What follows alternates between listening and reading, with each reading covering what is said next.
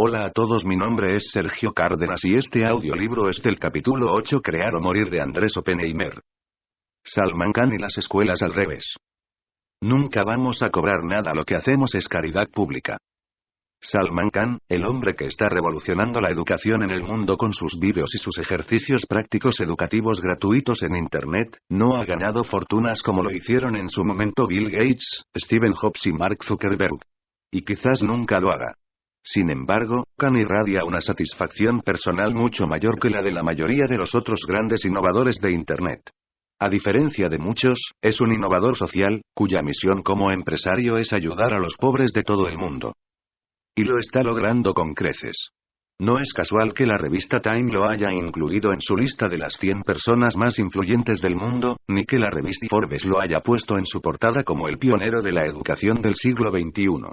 Su sitio Khan Academy www.khanacademy.org en YouTube no solo tiene unos 60 millones de visitantes por año, que reciben clases gratuitas de matemáticas, álgebra, historia y otras asignaturas escolares en 28 idiomas, sino que está poniendo patas para arriba a todo el sistema de enseñanza tradicional en Estados Unidos y en cada vez más países del mundo. Khan se ha convertido en la cara más visible del nuevo fenómeno de las flipped schools, o escuelas al revés, en las que los jóvenes en lugar de estudiar en la escuela y hacer las tareas en su casa, estudian en su casa con vídeos interactivos y hacen las tareas en la escuela, con la ayuda de sus maestros. O sea, exactamente al revés de como lo hicimos la mayoría de nosotros. Según asegura Khan, él nunca venderá su empresa, ni cobrará por sus vídeos educacionales, ni pondrá publicidad en ellos. Lo que lo motiva, dice, es cambiar radicalmente la forma del aprendizaje de los niños en la escuela, y así mejorar el mundo. Nuestra misión es proveer educación gratuita de primer nivel para todos, en cualquier lugar del mundo.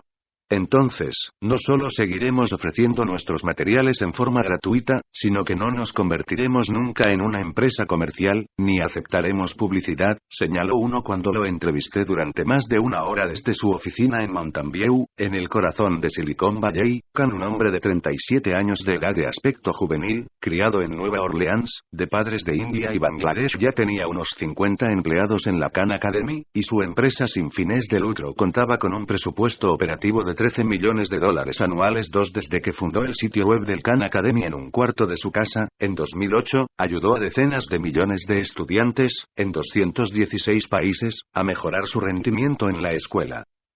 Sin embargo, como a muchos de ustedes al leer estas líneas, al principio me costó creer que había hecho todo esto por puro altruismo. Su biografía no era la de un joven idealista desinteresado en las cosas materiales, sino todo lo contrario. La formación académica de Khan era la típica de un joven que quería convertirse en un superejecutivo, o en el fundador de una empresa que ganara millones de dólares. Khan se graduó de 4 carreras en las mejores universidades del mundo, obtuvo licenciaturas en matemáticas, ingeniería electrónica y ciencias de la computación en el Massachusetts Institute of Technology MIT, luego una maestría en computación también en el MIT, y posteriormente otra maestría en administración de empresas en Harvard.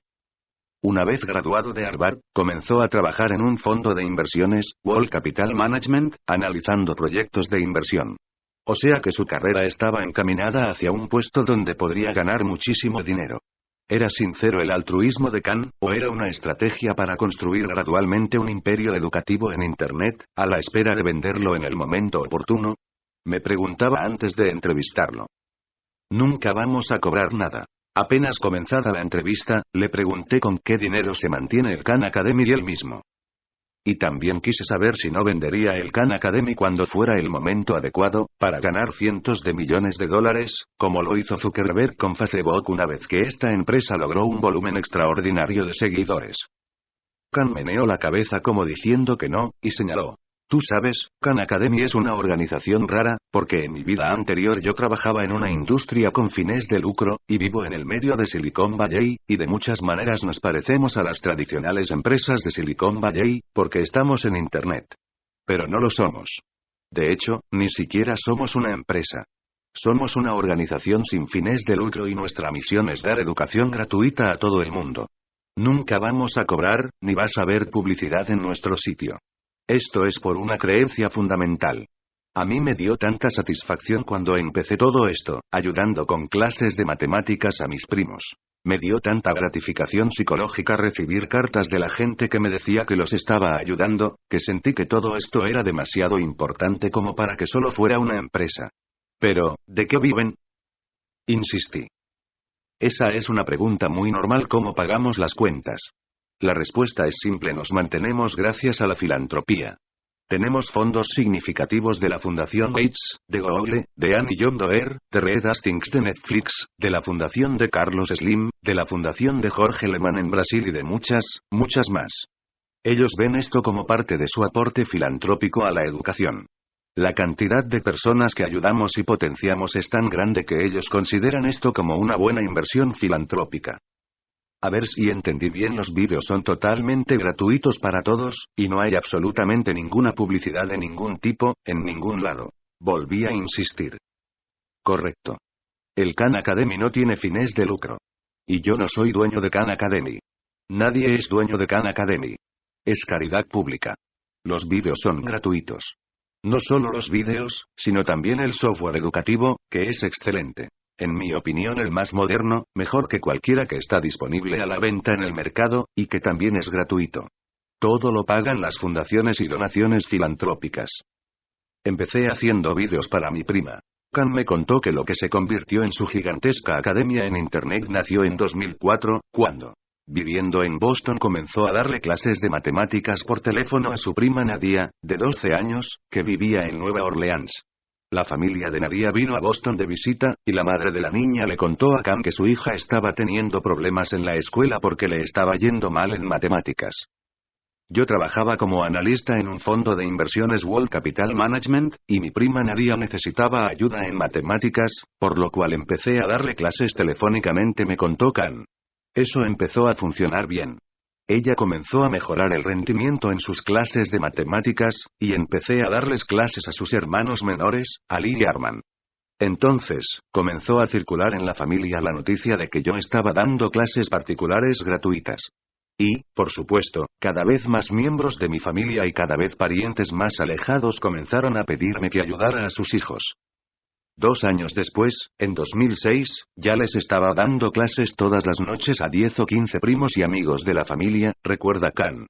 En ese momento, todavía no estaba haciendo vídeos, pero había empezado a hacer un software para ayudar a que sus primos pudieran hacer ejercicios prácticos de lo que les estaba enseñando, y que el software les hiciera las correcciones necesarias, y les diera el puntaje correspondiente.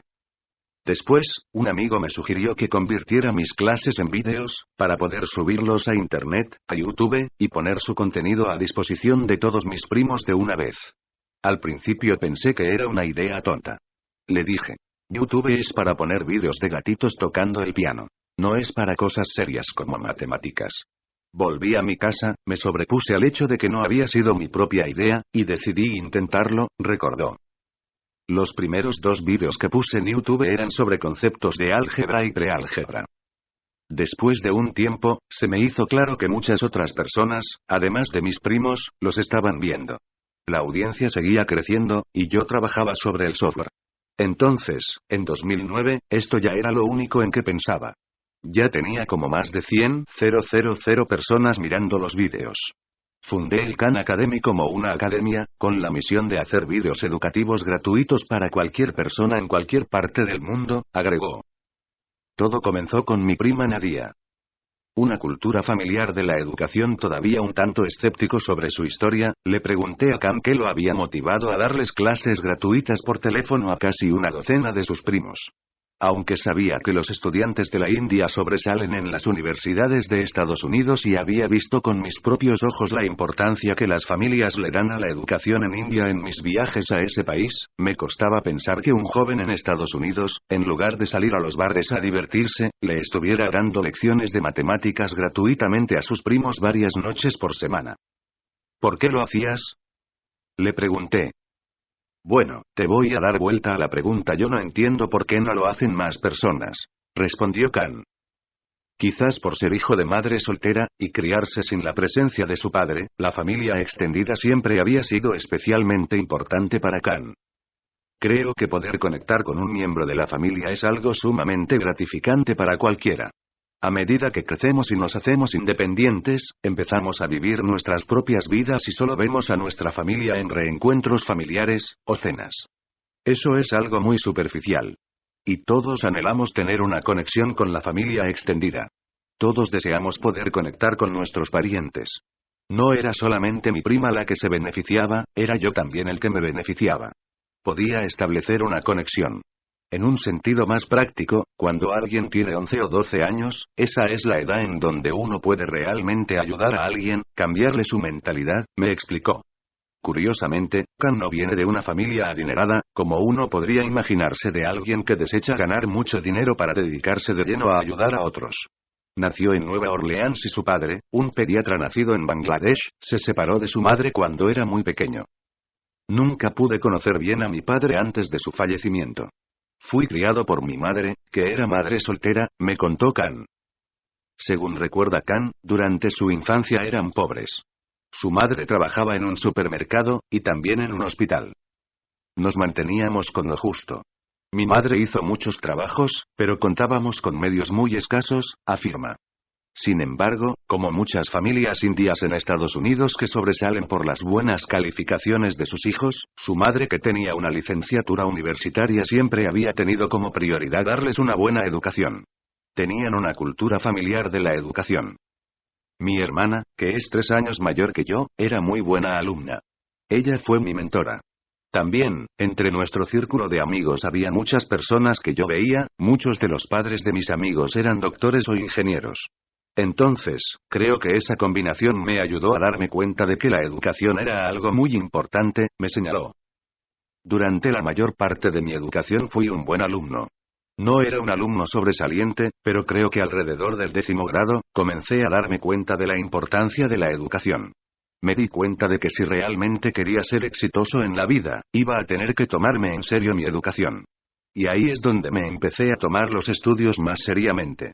Comencé a ser un poco más competitivo, de una manera sana. Entonces, eso es lo que me ayudó a entrar en MIT cuando estaba en la escuela, eso fue lo que me empujó hacia adelante, agregó. Tras recibir sus 4 títulos en MIT y Harvard, Khan comenzó a trabajar en Wall Capital Management casi por casualidad. Es gracioso, pero yo ni siquiera sabía lo que era un hedge fund, fondo de cobertura, cuando fui a la escuela de negocios de Harvard. Pero tomé una clase sobre mercados de capitales y me encantó. Y le pregunté a mi profesor qué profesión puedo hacer que tenga que ver con esa clase, y me dijo que podía trabajar en un fondo de cobertura. Y le dije, ¿pero qué es un fondo de cobertura? Aprendí lo que era y luego encontré un trabajo en un fondo de cobertura muy pequeño con un mentor y un jefe increíble. Realmente me gustaba mucho ese trabajo, era fascinante, era intelectualmente desafiante, y pude aprender cómo funcionaba el mundo de las inversiones. Era un trabajo en donde estaba haciendo una buena carrera, ganando un buen salario. Si eventualmente me promovían al puesto de mi jefe como jefe de portafolio, podría haber ganado un muy buen sueldo. Entonces, no es que dejara ese trabajo porque no me gustara. Realmente me gustaba mucho. Lo que pasa es que Khan Academy era aún más fascinante para mí, me daba una recompensa psicológica aún mayor, me explicó.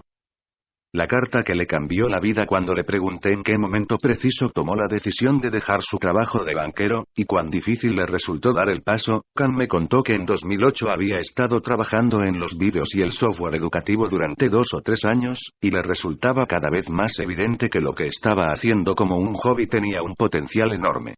Pero estaba recién casado con su actual esposa Umayma Marvi, una médica especializada en medicina interna, y la decisión de dedicarse de lleno a hacer algo sin ninguna retribución económica no era fácil.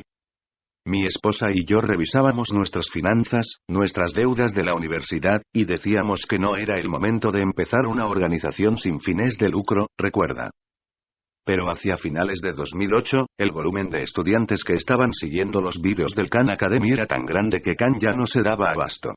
Para principios de 2009, el sitio de internet estaba siendo utilizado por más de 100,000 personas. Y cada vez más gente pedía más materiales para poder aprobar más asignaturas en la escuela. Empecé a recibir muchas cartas de personas diciéndome cuánto los había ayudado. Había una carta en particular, de un estudiante afroamericano, que decía que nunca nadie lo había tomado en serio, que le iba mal en la escuela, que no iba a ir a la universidad. Y encontró Khan Academy en la red, al azar, como una ayuda durante el verano. Y contaba que después, cuando tomó el examen para ingresar en la universidad, había contestado todas las preguntas de matemáticas bien, y que eso nunca le había pasado antes. Entonces, este alumno, al que nunca antes le había ido bien en matemáticas, ahora se encontraba con que en la universidad todos decían que era un genio en matemáticas, y que se debía especializar en ello. Recuerdo particularmente esa carta. Recibimos muchas más desde entonces, y empezamos a recibir atención y reconocimiento. Entonces, mi esposa y yo, dijimos: bueno, tenemos ahorros, que en realidad era el dinero con el que íbamos a empezar a comprar una casa, pero dije voy a intentar hacerlo durante un año, y quizás la gente se dé cuenta de lo beneficioso que es lo que estamos haciendo, y quizás algún filántropo se decida a ayudarnos y me paguen un sueldo razonable, para poder dedicarnos a esto. Conseguir la primera donación no fue fácil. El Khan Academy seguía sumando estudiantes, pero nadie ponía un peso en el proyecto. Una y otra vez, los empresarios a los que se acercaba Khan le decían que su labor era muy meritoria, pero que por el momento no podían aportar dinero. En total, pasaron 9 meses hasta que llegó la primera donación significativa, y fue de la manera más inesperada. Cuando uno comienza algo así, uno es muy ingenuo, recuerda Khan. Uno piensa que la gente se va a dar cuenta de que uno está haciendo algo muy importante, y que se trata de una buena causa que requiere financiamiento, porque necesita emplear a muchas personas. Pero tuve muchas conversaciones, fui rechazado por muchas personas. Después de 9 meses, empecé a estresarme cada vez más.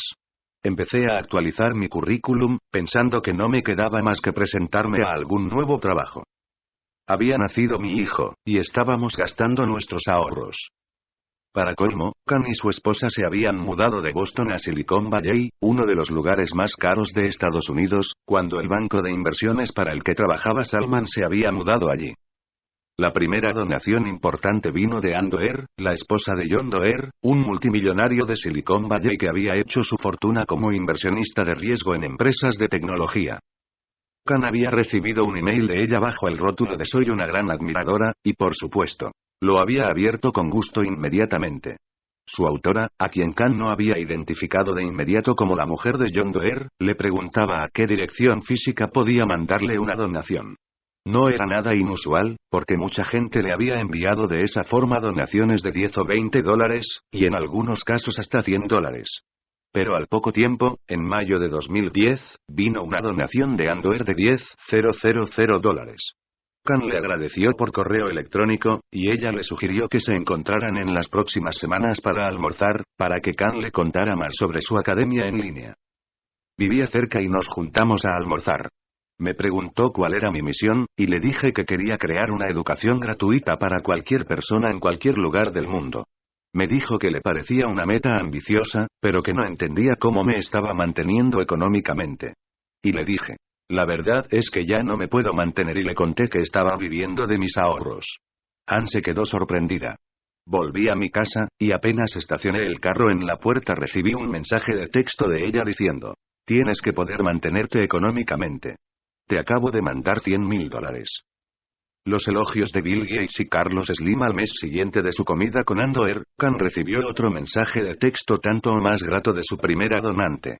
Khan se encontraba conduciendo una escuela de verano que había iniciado para estudiar de cerca el funcionamiento de la enseñanza al revés, en donde los niños van a la escuela a hacer sus tareas. En medio de una clase, vio que tenía un mensaje de Ann y lo abrió de inmediato. Como te imaginarás, me tomó sus mensajes de texto muy seriamente, me señaló con una sonrisa. Su benefactora le decía que estaba en ese momento en una conferencia con 1,000 personas en el Festival de Ideas de Aspen, en donde estaba hablando Bill Gates, y que Gates se había pasado los últimos 5 minutos diciendo maravillas del Khan Academy. Khan no podía creerlo. Jamás había conocido a Gates, ni había llegado a nadie cerca de él. Pensé que estaba soñando, recuerda Khan. Terminada su clase, Khan corrió a su computadora, y durante varios días comenzó a buscar en YouTube para ver si encontraba la conferencia de Gates, hasta que finalmente la encontró. Gates estaba en el escenario, respondiendo preguntas de un entrevistador ante el público y contando que había descubierto un sitio de internet extraordinario llamado khanacademy.org, y que lo estaba usando él mismo para ayudarle a su hijo Rory, de 11 años, a resolver problemas de matemáticas y álgebra. Gates contaba que Rory estaba devorando los vídeos cortos de Khan de todas las asignaturas. Acto seguido, el fundador de Microsoft relataba la historia de Khan, y cómo había renunciado a su trabajo de banquero para dedicarse de lleno a mejorar la calidad de la educación, agregando que fue una verdadera suerte que su mujer le permitiera renunciar a su empleo de banquero. Según recuerda Khan, cuando vio el vídeo de Gates en YouTube me puse muy contento, pero también me puse muy nervioso, porque esos vídeos estaban pensados para mi prima Nadia, no para Bill Gates.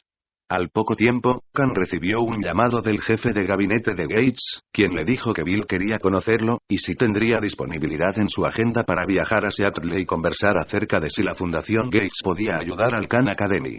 Khan recuerda que miró su agenda, que estaba totalmente en blanco, y respondió tratando de sonar lo más serio posible. Sí, claro, voy a hacer un espacio para poder ir. La reunión con Gates se llevó a cabo el 22 de agosto de 2010 en Seattle. Khan estaba más que nervioso. Según recuerda, le contó a Gates y a sus asesores sobre lo que estaba haciendo el Khan Academy, pero estaba tan ansioso que tenía 20% de su mente concentrada en lo que estaba diciendo, y el restante 80% en pensar. ¿Te das cuenta de que el tipo que tienes enfrente y escuchándote es Bill Gates? Finalizada su exposición, Gates hizo algunas preguntas, y terminó diciendo: «Esto es fantástico», recuerda Khan. Semanas después, en septiembre de 2010, la Fundación Gates anunció su primera donación para el Khan Academy, de $1,5 millones. Casi simultáneamente, Google le donó $2 millones, y el Khan Academy comenzó a recibir atención mundial. En octubre de 2010, Khan reclutó a su ex compañero de escuela secundaria y del MIT, Shantanu Sinha, que trabajaba en la consultora McKinsey & Co. Como presidente del Khan Academy, y a varios otros desarrolladores de software, y mudó las operaciones del Khan Academy de su casa a una oficina. Su sueño de crear una empresa sin fines de lucro para revolucionar la educación en el mundo empezaba a convertirse en realidad. Algún tiempo después, llegó a verlo el magnate mexicano Carlos Slim, quien estaba en California visitando a su amigo John Doerr. Hablando sobre cómo mejorar la calidad educativa, Doerr le dijo a Slim: «Tienes que conocer a Salman Khan». Según recuerda Khan, nos encontramos, y en ese primer encuentro Carlos Slim me propuso trabajar juntos. Obviamente, me sentía muy honrado. Khan viajó a México invitado por la Fundación Slim, y con la ayuda de esta última la Khan Academy empezó a traducir cientos de vídeos de matemáticas al español. A fines de 2013, la Khan Academy inauguró su sitio web en español, es.khanacademy.org, con prácticamente todos sus vídeos, ejercicios prácticos y tablas de progreso traducidos al español. La idea de las Flipped Schools o escuelas al revés. Khan me advirtió de entrada que la idea de las Flipped Schools, o escuelas al revés, no había sido inventada por él, sino que andaba dando vueltas desde hace años. Según me contó, había escuchado el término por primera vez en 2008, cuando empezó a recibir emails de maestras que le decían que gracias a sus vídeos estaban dando clases al revés, con excelentes resultados. Lo que me estaban diciendo los maestros es que en vez de dar las clases en la escuela, estaban mandando a los alumnos a ver mis vídeos en sus casas, cada uno a su propio ritmo, y utilizaban el tiempo y el espacio de clase para resolver problemas y hacer ejercicios, recordó Khan. Y eso es un cambio muy simple. Lo que se hacía antes en la clase, lo pueden ver los chicos en su propio tiempo y a su propio ritmo. Y lo que solía ser tarea para el hogar, que el alumno tenía que hacer solo, ahora lo puede hacer en la clase, con los otros niños cerca, con sus maestros cerca. Y el maestro puede detectar en qué nivel está cada alumno, y ayudarlos a resolver problemas. Y cuando se hace esto, empiezan a pasar muchas cosas positivas. ¿Cómo qué? Pregunté.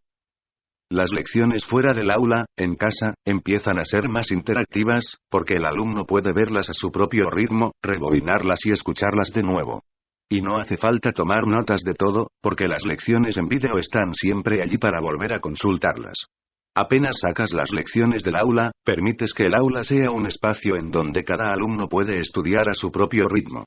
Y si cada alumno puede estudiar a su propio ritmo, los alumnos que están más avanzados pueden ayudar a los alumnos que van más lento. Entonces, el dar vuelta a las clases no fue mi idea, pero la Khan Academy es una herramienta que sirve para hacerlo, y para ofrecer un aprendizaje personalizado, en que los alumnos puedan aprender conceptos y avanzar cada uno a su propio ritmo. Eliminando las lagunas de las clases según Khan, la combinación de vídeos y ejercicios educativos personalizados para el nivel de cada alumno permite un cambio. Es fundamental eliminar las lagunas o huecos que les quedan a los estudiantes cuando faltan a una clase por estar enfermos, o no terminan de entender un concepto.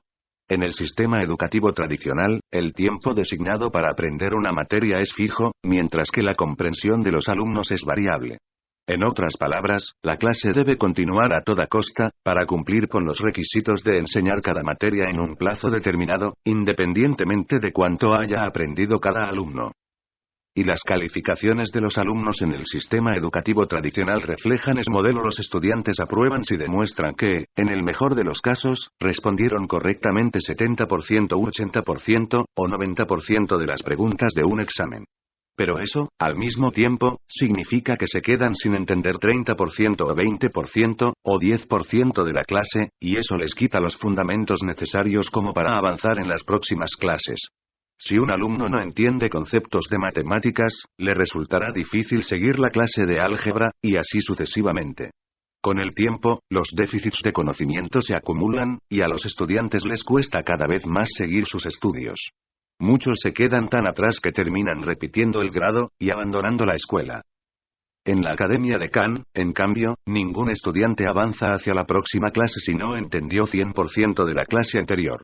Esta idea, conocida en inglés como Mastery Learning, ya había sido popularizada por Benjamin Bloom en 1968, pero no había logrado imponerse en Estados Unidos. Era muy difícil lograr que los maestros pudieran seguir individualmente los progresos de cada estudiante, especialmente en clases grandes.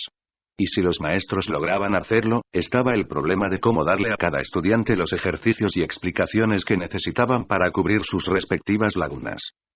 Aunque quisieran, los maestros no podían hacerlo, porque tenían que cumplir con sus tiempos. La clase debía continuar. La diferencia hoy en día es que, con la educación en línea, los maestros pueden superar fácilmente estas dificultades, argumenta Khan. Si el estudiante no entiende algo del vídeo que está viendo, aprieta el botón de pausa y lo ve nuevamente. Y si todavía no lo entendió, tiene disponible un ejercicio específico para ayudarlo a resolver ese problema. Y el maestro, a su vez, puede ver en su pantalla en detalle hasta dónde avanzó cada uno de sus alumnos, y en qué problemas tuvieron más dificultades, lo que les permite enfocarse en estos últimos. Y si algún estudiante tiene dificultad en entender algo porque se olvidó de una cosa que aprendió el año pasado, no hay problema. A diferencia del pizarrón, la computadora no se borra, las clases no desaparecen nunca, porque están siempre disponibles en línea. Según Khan, por primera vez en la historia, podemos lograr que los estudiantes no tengan más lagunas en sus estudios. ¿Se acabarán los maestros de carne y hueso? Escuchándolo hablar sobre las ventajas de los estudios interactivos por Internet, no pude sino preguntarle cuál será el futuro de los docentes, y si se trata de una profesión destinada a desaparecer. ¿Qué opinas de los críticos que dicen que si los vídeos van a reemplazar a los maestros, eso tendrá consecuencias negativas, porque no hay manera de que la tecnología pueda enseñar tan bien como una maestra de carne y hueso? Le pregunté. Estoy totalmente de acuerdo con esa idea. Yo tengo hijos pequeños y quiero que ellos vayan a una escuela, un lugar físico, y quiero que tengan profesores de calidad y compañeros en esa escuela. Cuando la gente habla de algo virtual, enseguida empieza a sospechar que eso va a sustituir a lo físico. Comercio electrónico versus comercio físico.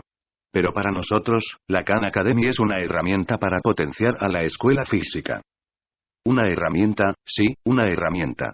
Nosotros podemos ayudar a distribuir la información, podemos ayudar con los ejercicios de práctica, con las correcciones de los ejercicios, podemos darles tableros a los maestros para que puedan seguir detalladamente el progreso de cada alumno, porque creemos que los maestros son el elemento más importante del aprendizaje del alumno.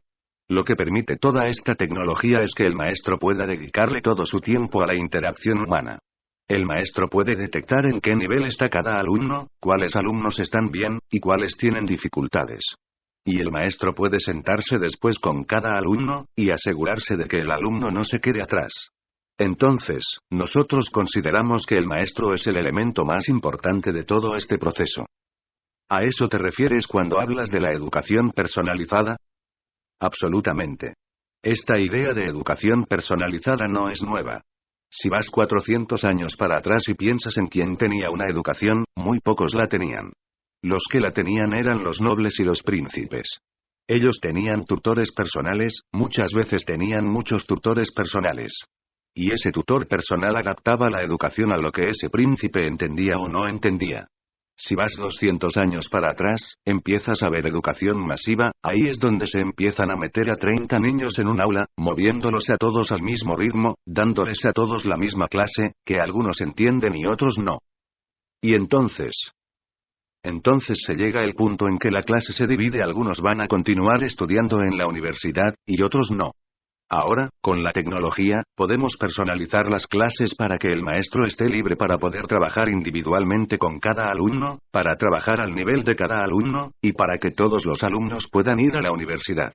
Y lo que estamos viendo en las aulas físicas en colegios públicos, colegios privados, barrios ricos, barrios pobres, es que si dejas que cada alumno trabaje a su propio ritmo, empiezas a ver alumnos que pensabas que no eran buenos en matemáticas, que no estaban interesados, y que de repente se empiezan a interesar porque han podido aprender a su propio ritmo. El modelo educativo prusiano, el modelo con el que nos educamos casi todos nosotros, es el instaurado por el rey de Prusia en el siglo XVI, que estableció la educación primaria gratuita y obligatoria, entre otras cosas con el propósito de crear una clase trabajadora dócil, respetuosa de la autoridad, y cuyos integrantes se acostumbraran desde muy niños a cumplir horarios. La idea era que los niños aprendieran a respetar la autoridad de sus padres, sus maestros, sus sacerdotes y su rey, y a levantarse todos los días a la misma hora para ir a sus trabajos. Johann Gottlieb Fichte, el filósofo que impulsó este sistema educativo, escribió que si quieres tener influencia sobre una persona, tienes que hacer más que tan solo hablarle, tienes que formar ese joven, y formarlo de tal manera que no pueda hacer otra cosa que lo que quieras que haga. 4. Aunque lo hable por haber instaurado la educación primaria obligatoria y gratuita, el modelo prusiano no ocultaba ser un mecanismo de control político. Muchos críticos antes que Kant ya habían señalado que el modelo educativo prusiano, al terminar con la educación fragmentada e individualizada, le permitía al rey transmitir a todos los niños su pensamiento político mediante programas de estudios redactados por el gobierno. Pero más allá de los contenidos educativos, el modelo de clases en sí mismo contenía formas mucho más sutiles de moldear la mente de los alumnos. Los alumnos estaban sentados en filas para escuchar las disertaciones de su maestro, se levantaban cada vez que entraba el profesor, y las clases estaban separadas en materias, que debían ser memorizadas cada una en sí misma, y sin relación con las demás, para no estimular el pensamiento crítico de los estudiantes. Y las materias, a su vez, eran dictadas en períodos sucesivos de 50 minutos cada una, para que los estudiantes saltaran de una a otra, con constantes interrupciones que no les permitieran desarrollar ideas peligrosas.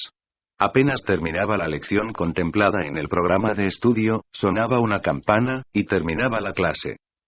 El modelo prusiano servía muy bien a los propósitos del rey, y también ayudó a crear una clase media de trabajadores manuales que se emplearon en las fábricas durante la Revolución Industrial, pero ya no sirve para la economía de la innovación del siglo XXI, argumenta Kant. Hoy en día, hace falta exactamente lo contrario: incentivar la creatividad y la facultad de resolver problemas de los alumnos. Según un estudio de Katie N. Davidson, profesora de la Universidad de Duke y codirectora de la Fundación MacArthur de Medios Digitales y Competencias de Aprendizaje, 65% de los niños que empiezan la escuela este año terminarán trabajando en empleos que aún no han sido inventados. 5. Ya está ocurriendo. Millones de niños que ingresaron en primer grado en 1960 jamás se hubieran imaginado que terminarían trabajando en la industria de las computadoras personales, que no existían cuando habían nacido.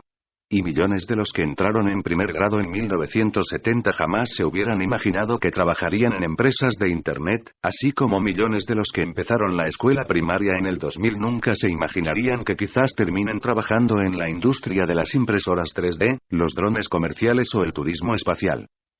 Las nuevas realidades económicas ya no requieren una clase trabajadora dócil y disciplinada, que solo tenga conocimientos básicos de lectura, matemáticas y humanidades. El mundo de hoy necesita una clase trabajadora de gente creativa, curiosa, y que se siga educando durante toda su vida, que sean capaces de concebir e implementar nuevas ideas, señala Kant. Desgraciadamente, ese es precisamente el tipo de alumno que el modelo prusiano trata de desincentivar. 6. Lo que importa no es la enseñanza, sino el aprendizaje. Como la mayoría de los innovadores de la educación, Khan está convencido de que las escuelas tradicionales concentran demasiadas energías en la enseñanza, las disertaciones de los maestros, el contenido de los planes escolares, etc. y muy pocas en el aprendizaje de los niños. Lo que importa no es la manera en que se le enseña a un niño, si es con un maestro adelante o con una computadora, sino que el niño aprenda de la manera en que le resulte más fácil. Hay que hacer una distinción importante entre lo que es dar una clase y lo que es enseñar, me dijo Khan. Recientemente estuve cenando con Wendy Kopp, la fundadora de la organización Teach for America, y le pregunté qué es lo más importante que hace un buen maestro para tener un impacto en los alumnos. O sea, ¿quiénes son los mejores maestros? Y me contestó que me sorprendería su respuesta. No se trata de quién da la mejor la clase, no se trata ni siquiera de quién tiene un doctorado. Me dijo que el mejor maestro es el que se puede sentar al lado del alumno y cambiar su mentalidad, el que puede ser mentor de ese alumno, el que puede alentar a los alumnos a que tomen las riendas de su propio aprendizaje. Eso es totalmente consistente con lo que decimos nosotros. Khan agregó que todos hemos estado sentados en la escuela secundaria en aulas, y hay alguien parado adelante que nos da la clase y nos lee notas. Y no creo que ninguno de nosotros haya considerado eso como una experiencia fascinante. Por el otro lado, todos hemos tenido un maestro con quien hemos tenido una conversación, quien nos ha dado un consejo, quien nos ha inspirado para hacer cosas. Y a medida que pasa el tiempo, uno recuerda a los maestros con quien uno ha conversado, y que nos ayudaron a mejorar nuestro aprendizaje. Entonces, lo que estamos propugnando es, y esto lo dice una persona que ha realizado 3.000, casi 4.000 vídeos en la web, que los vídeos y las clases en el aula son la parte menos importante del proceso de aprendizaje. La parte más importante del proceso de aprendizaje es hacer cosas, resolver problemas y tener a tu maestra y a tus compañeros ahí para ayudarte. Y según Khan, los ejercicios prácticos y los tableros con que los maestros pueden seguir el progreso de sus alumnos constituyen un avance tecnológico fundamental, porque liberan a los maestros para dedicarle más tiempo a la interacción con sus alumnos, y permiten que las escuelas se enfoquen más en el aprendizaje de cada alumno. La radio y la televisión solo diseminaban información, pero no está exagerando los beneficios de las nuevas tecnologías educativas. Le pregunté. Al fin y al cabo, no es la primera vez que se dice que la tecnología va a revolucionar a la educación. En la década de 1920, cuando se popularizó la radio, muchos decían que la radio iba a revolucionar a la educación. Lo mismo pasó con la televisión en la década de 1950, y con las computadoras personales en la década de 1980, le comenté. Y lo cierto es que no cambió mucho, seguimos con el mismo modelo prusiano. Los niños sentados en sus pupitres escuchando a su maestro en la escuela de hace 200 años. ¿Qué te hace pensar que esta vez la tecnología logrará revolucionar a la educación, y no pasará lo mismo que con las tecnologías anteriores? Le pregunté. Es un punto excelente, respondió Khan.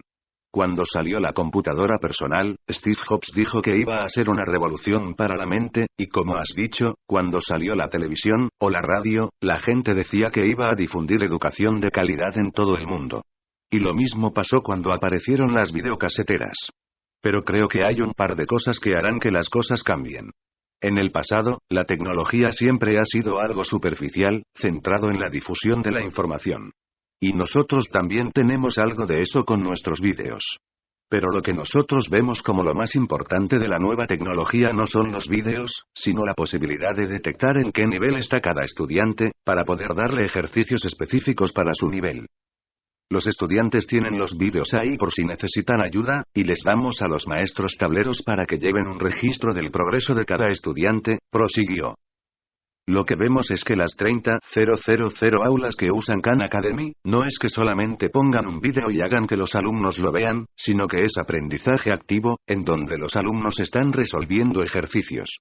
Mucha gente cree que el Khan Academy son los vídeos, pero para nosotros esa es la parte menos importante de lo que hacemos. La parte más importante es la resolución de problemas, los ejercicios, los tableros, las herramientas para el aprendizaje. No te damos certificados ni títulos. Precisamente por estar totalmente enfocada sobre el aprendizaje, la Khan Academy no da certificados ni diplomas, me dijo Khan. Cuando un estudiante entra en el sitio de internet de la Khan Academy, recibe un breve test.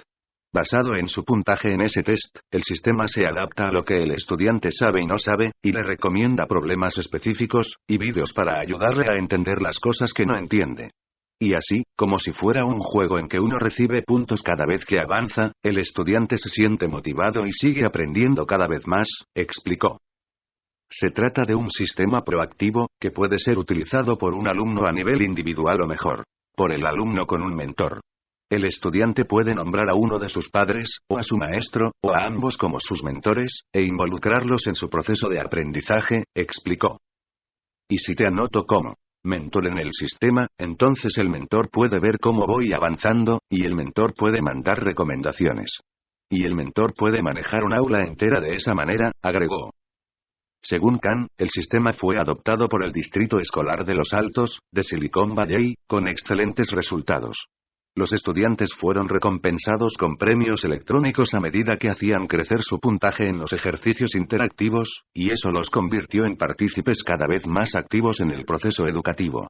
Y el gran temor de muchos maestros, de que el sistema de las clases al revés resultara en un descenso del puntaje de los estudiantes en los exámenes estandarizados, resultó ser infundado. Contrariamente a lo que muchos pensaban, que el método de Khan ayudaría a los estudiantes a mejorar el entendimiento conceptual de las matemáticas y otras asignaturas pero no su rendimiento en los exámenes, sucedió que 96% de los estudiantes de quinto grado aprobaron sus exámenes finales, contra 91% que lo había hecho antes de que sus escuelas empezaran a dar clases al revés, asegura Khan. Lo mismo ocurrió cuando se trasladó el programa de barrios más pobres, afirma Khan. En la escuela Unity High School de Oakland, California, donde 95% de los alumnos son afroamericanos y latinos, y 85% de los mismos reciben meriendas gratuitas o subvencionadas, los estudiantes aumentaron sus calificaciones en álgebra entre 10 y 40%. Según el director de la escuela, David Castillo, los resultados fueron impresionantes, porque los vídeos, ejercicios y clases al revés ayudaron a que muchos estudiantes se interesaran cada vez más en sus asignaturas, y pasaran de la apatía a la responsabilidad, y de la haraganería al esfuerzo. 7. ¿Una fórmula para países ricos? Tal como lo cuenta Khan, el sistema parece ideal, pero uno no puede dejar de preguntarse si no está diseñado para países ricos, donde los niños, incluyendo los que vienen de hogares pobres, suelen estar medianamente bien alimentados, y tener una computadora en su hogar. ¿Es aplicable este modelo educativo para un niño que vive en una choza en Honduras, que va a la escuela para comer su única comida diaria, y que no tiene una computadora en su casa? Le pregunté. Eso es realmente un gran problema, hablando de una choza en Honduras, pero hasta en los Estados Unidos 30% de las personas no tiene acceso a una conexión rápida de Internet en su casa, respondió Khan. Sin embargo, hay un par de tendencias esperanzadoras. Las cosas no se van a arreglar de un día a otro, pero dentro de los próximos 5 a 10 años, hasta los alumnos de partes rurales de India o Honduras van a tener acceso a computadoras que van a costar menos de $100, probablemente menos de $50. Y si no hay una computadora por alumno, quizás haya un centro local donde podrán ir los niños y compartir las computadoras con otros alumnos. Y si se hace de esa manera, el costo de la computadora por alumno se reduce a solamente algunos centavos por día. Khan agregó que los costos de Internet también están bajando dramáticamente. Entonces, dentro de los próximos 5 a 10 años, la adopción de Internet y la adopción de las computadoras se dará más rápidamente que la que se dio con otras tecnologías como el teléfono, la heladera, el microondas o el automóvil.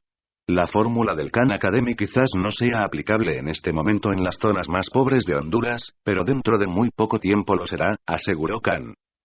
Las tareas en el hogar promueven la inequidad. El sistema educativo prusiano que impera en gran parte del mundo es un gran generador de inequidad social, porque les exige a los alumnos que hagan las tareas en sus hogares en lugar de realizarlas en la escuela con la ayuda de sus maestros.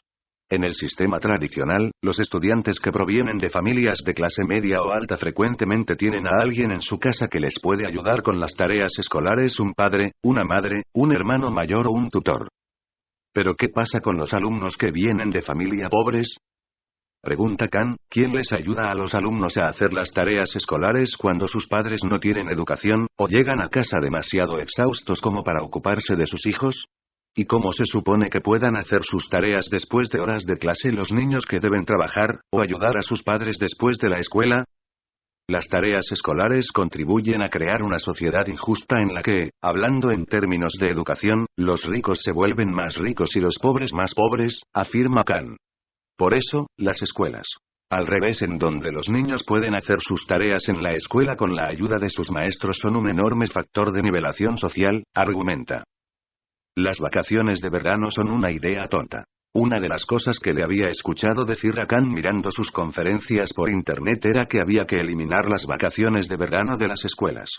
Intrigado, le pregunté qué tiene de malo darles a los niños un descanso de la escuela. Probablemente no tenga muchos fans entre los niños pequeños, dijo Khan con una sonrisa. Efectivamente, he dicho que las vacaciones de verano me parecen una idea tonta.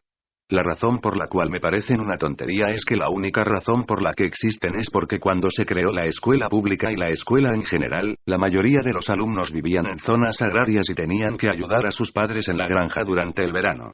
Esto todavía sucede en algunos lugares, pero hoy en día la gran mayoría de la gente en todo el mundo vive en ciudades, y no hay que trabajar en las granjas.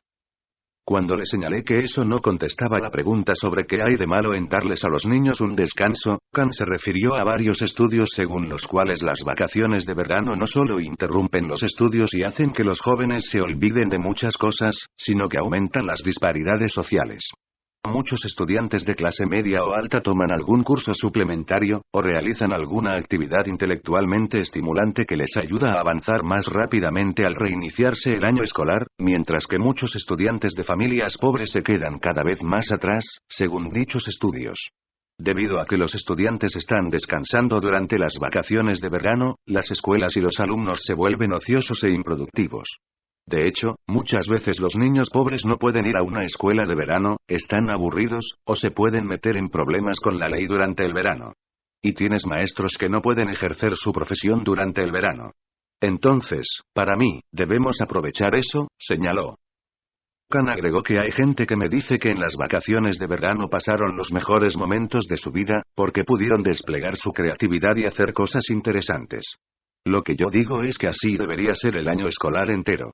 Todo el aprendizaje debería ser personalizado, agregó. Entonces, yo diría que todo el año debería tener lo mejor de un campamento de verano, pero estarías aprendiendo durante todo el año. Escuelas multiedades, aulas multigrados. Según Khan, tampoco tiene mucho sentido que los alumnos se agrupen por edades, y que todos los estudiantes de una misma clase tengan la misma edad. Esa es, también, una herencia tonta del pasado, asegura. No es que haya algo terrible con que los niños de la misma edad vayan a la misma clase. Todos lo hemos hecho. Pero esta idea de separar a los niños por edad es una idea que tiene 200 años. Las famosas escuelas rurales de una habitación eran aulas de múltiples edades. Hasta si vas miles de años para atrás, el ámbito en donde los humanos aprendían era siempre su tribu, con su familia extendida. Aprendías de tus primos, aprendías de tus hermanos. Entonces, eso era un proceso natural, explicó. Bueno, pero hoy en día se aprende más. Pero cualquier persona que tiene hijos puede ver que los más pequeños aprenden de los más grandes, y los más grandes practican su liderazgo mientras ayudan a los más pequeños. Y eso se ha perdido ahora con el sistema de escuela tradicional vigente. Entonces, creo que es una buena oportunidad para retomar el concepto de la comunidad de aprendizaje multiedades. ¿Cómo funcionaría eso? Cuando digo multiedades, hasta puedo imaginar gente de la tercera edad como parte del proceso. Quiero que mi madre sea parte de la educación de mis niños. Quiero que mi madre sea parte de la educación de otros niños. Eso es también un capital subutilizado. Hay mucha gente mayor con experiencia que le encantaría trabajar con estos niños. Y también hay un capital subutilizado en el que los adolescentes no participan del proceso de enseñarles a los más pequeños. ¿No es algo utópico creer que los adolescentes van a querer enseñarles a los más pequeños? Cuando la gente habla de la angustia y rebeldía de los adolescentes, de que los adolescentes quieren ser independientes, creo que mucho de eso viene del hecho de que en las escuelas tradicionales los llevamos a que solo piensen en ellos. Y creo que cuando tienes 13 o 14 años, estás listo para asumir algún tipo de responsabilidad. Muchos necesitan tener responsabilidades. Es una oportunidad perfecta para que los adolescentes de 13 o 14 años empiecen a hacer de mentores de alumnos más pequeños y los ayuden a aprender. Y al mismo tiempo, adquieran dotes de liderazgo. Las escuelas en 2025 dando un salto adelante en el tiempo, le pregunté a Khan cómo se imagina el sistema escolar en el 2020 o en el 2025. ¿Cómo serán las escuelas entonces? Pregunté.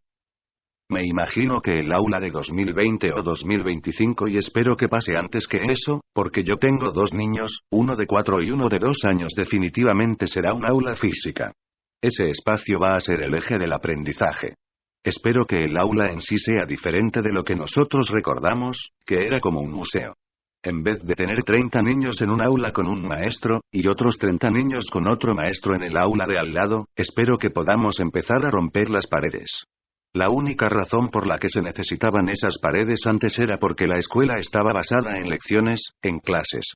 Todos los escritorios estaban apuntados hacia adelante y los niños debían observar y tomar notas. Ahora, tendremos un ámbito escolar interactivo. Estarás teniendo conversaciones, estarás aprendiendo a tu propio ritmo, estarás haciendo trabajos prácticos. Entonces, ahora podremos romper esas paredes y tener un espacio de trabajo común, amplio y vibrante. Un lugar de trabajo silencioso, tan inspirador como una biblioteca. Y los niños podrán aprender a su propio ritmo. ¿Y qué harán los maestros? Los niños tendrán mentores. Algunos de los mentores podrán ser alumnos más grandes, que estarán monitoreando a los más pequeños, y también habrá maestros formales que guiarán a los alumnos y los ayudarán a lograr sus metas. ¿Habrá calificaciones, como en las escuelas actuales? Los alumnos no serán evaluados solamente por los resultados de sus exámenes. Los exámenes seguirán siendo importantes, pero los estudiantes también serán evaluados de 2 maneras adicionales que a mi criterio son aún más importantes. La primera es lo que piensan sus pares sobre ellos. Si estoy contratando a alguien, eso es lo que a mí me importa: qué tan bueno eres enseñando, qué tan bueno eres comunicando. Y la segunda será tu creatividad, cuál será tu portafolio de cosas que has creado. Está bien que hayas sacado una calificación sobresaliente en un examen de álgebra, pero ¿puedes aplicar ese conocimiento? ¿Puedes hacer cosas con eso? Entonces, para mí, la escuela será un lugar en donde los niños estarán aprendiendo más, estarán creando más cosas, y estarán siendo evaluados con base en estos criterios. El boom de la educación en línea desde que Khan comenzó a colgar sus vídeos educativos para sus primos en YouTube en 2007 y 2008, la educación en línea se disparó en Estados Unidos. K12, un sitio en línea con fines de lucro para estudiantes de primaria que había nacido antes que el Khan Academy, se expandió enormemente gracias a la revolución educativa de Khan. Y a partir de 2012 la educación en línea se extendió masivamente a las universidades con la creación de sitios de internet como Coursera.org, X.org y Udacity.com que ofrecen clases universitarias gratuitas a millones de estudiantes. Varios profesores universitarios estrellas de Harvard, Columbia y otras de las universidades más prestigiosas de Estados Unidos comenzaron a ofrecer cursos masivos y gratuitos por Internet, y pronto descubrieron, como le había ocurrido a Khan, que miles de personas los estaban siguiendo. Al poco tiempo, estos profesores decidieron crear sus propias empresas de cursos universitarios gratuitos en línea, conocidos como MOOCs Massive Open Online Courses, en inglés. Y las grandes universidades, ante el dilema de asociarse con los MOOCs o correr el riesgo de ser superadas por ellos, optaron por sumarse a estos últimos. Al momento de escribir estas líneas, Coursera.org estaba ofreciendo más de 400 cursos con vídeos y exámenes interactivos que en apenas 2 años ya habían sido tomados por 5 millones de personas. En Latinoamérica, además del Khan Academy, estaban creciendo a toda máquina portales como Educabilia.com, Educatina.com y Cuepa.com, con conceptos similares. La revolución educativa ya era un hecho. ¿Se puede copiar Silicon Valley? Cuando terminábamos nuestra entrevista, no pude dejar de preguntarle a Khan sobre el secreto de Silicon Valley, y si es posible replicarlo en otras partes del mundo. Khan me recordó que no había ido a vivir a Mountain View, en Silicon Valley, por decisión propia, sino porque allí se había mudado World Capital Management, el fondo de inversiones para el que trabajaba. Sin embargo, Khan reflexionó que difícilmente hubiera conocido a gente como Andover, su primer donante, en muchas otras ciudades de Estados Unidos o del mundo.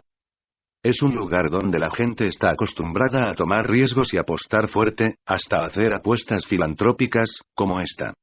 Gente como Andover, gente como Bill Gates, Google, están acostumbrados a considerar constantemente nuevas ideas y decidir a cuáles darles una oportunidad.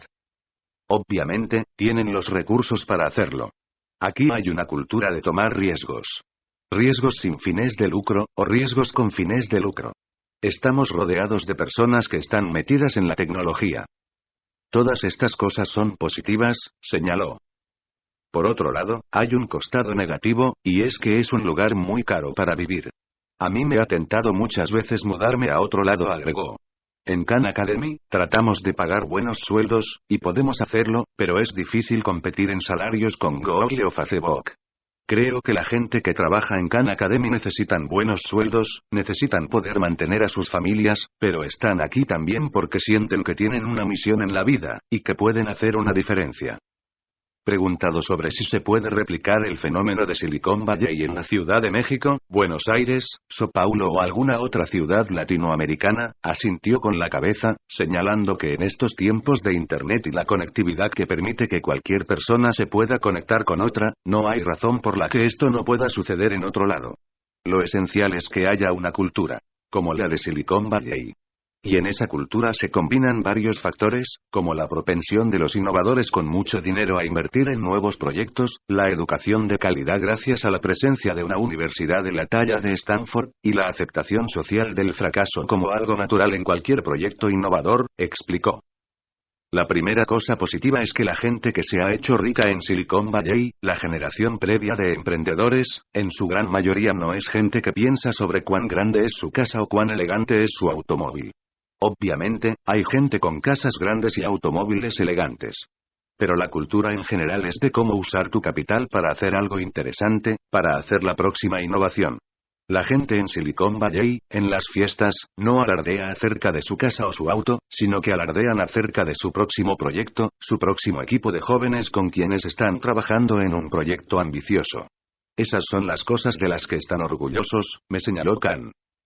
Asimismo, Silicon Valley tiene una gran reserva de gente bien preparada, y esta gente atrae a otra, y todos tienen respeto por quienes intentan y fracasan una y otra vez. Silicon Valley es un lugar donde gente con educación de calidad, gente con gran capacidad y conocimiento, está dispuesta a tomar riesgos y está dispuesta a aceptar el fracaso. Creo que en muchas partes del mundo, gente con buena educación y gente con habilidades tiene miedo de tomar riesgos. Porque piensan. He logrado tanto hasta ahora, que si empiezo una empresa y fracaso, mi familia se avergonzará de mí, pensarán que he desperdiciado mis credenciales, continuó. En muchas partes del mundo, eso está visto como algo negativo. Y en Silicon Valley, el tomar riesgos y fracasar está visto como algo positivo. Uno lo sigue intentando una y otra vez. Entonces, creo que si en cualquier lado del mundo hay acceso al capital y al talento, y hay una cultura que permita tomar riesgos y fracasar, eso generará un ciclo muy positivo, concluyó. Hola a todos, mi nombre es Sergio.